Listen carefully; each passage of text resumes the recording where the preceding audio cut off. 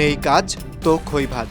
ভারতের কিছু গণমাধ্যমের কাজকর্ম এখন যেন এই প্রবাদেরই প্রতিফলন। এক্ষেত্রে এক কাঠি সরেস পশ্চিমবঙ্গের কিছু সংবাদ মাধ্যম। ৫ আগস্ট শেখ হাসিনার দেশত্যাগের পর থেকে বাংলাদেশের পেছনে আঠার মতো লেগে রয়েছে তারা।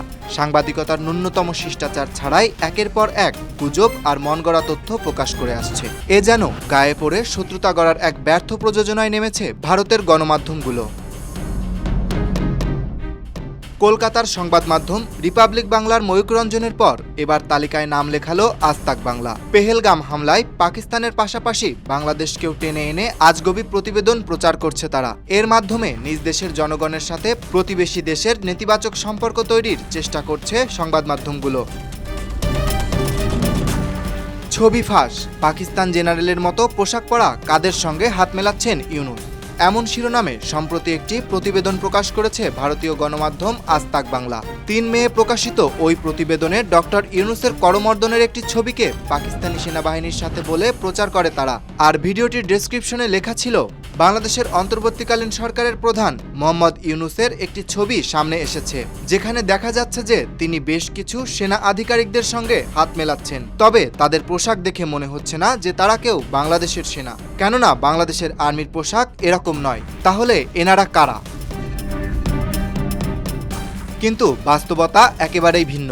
ছবিটি ছিল পুলিশ সপ্তাহের অনুষ্ঠান থেকে নেয়া, যা ইন্ডাস্ট্রিয়াল পুলিশ এবং বাংলাদেশ পুলিশের অফিসিয়াল ভেরিফাইড ফেসবুক পেজ থেকে প্রকাশ করা হয়েছিল। প্রকাশ্য ও আনুষ্ঠানিক সোর্সে থাকা এমন ছবি নিয়ে গোপন ছবির নাটক সাজানো কিংবা দেশের আইন শৃঙ্খলা বাহিনীকে নিয়ে এমন অপপ্রচার ছড়ানো হয়তো কেবল ভারতীয় মিডিয়ার পক্ষেই সম্ভব।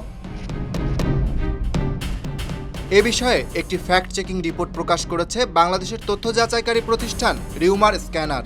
বাংলাদেশ পুলিশ সদর দপ্তরের জনসংযোগ ও গণমাধ্যম শাখার সহকারী মহাপরিদর্শক এনামুল হক সাগর রিউমার স্ক্যানারকে জানান, খাকি রঙের পোশাকগুলো আসলে বাংলাদেশ পুলিশের সেরেমোনিয়াল ইউনিফর্ম, যাকে সামার টিউনিক বলা হয়।